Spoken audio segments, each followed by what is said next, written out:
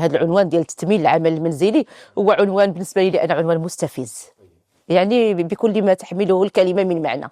هو عنوان مستفز حيت ملي انا كنتكلم على الحقوق المراه وكنتكلم على المكانه المراه. اولا المراه مكرمه في الاسلام، والاصل هو انها خاصها تكون عندها مكانه حتى في القوانين التشريعيه، مكانه كبيره خصوصا الام والزوجه.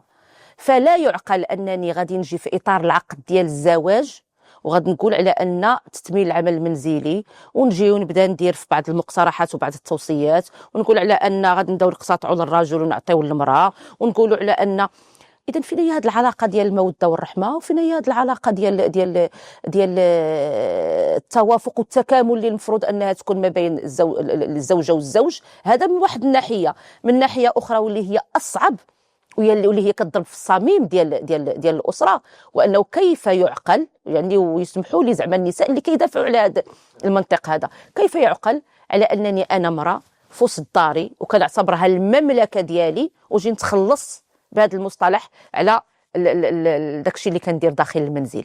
فهذا راه صعب جدا جدا، راه ما كيقبلوا لا منطق، ما كيقبلوا لا عقل، ما كيقبلوا لا حتى كيف يعقل. ودابا انا تخلصت نقول لولادي تخلصت من باكم غادي نطيب لكم الغدا مثلا، ما تخلصش ما غنطيب لكمش الغدا.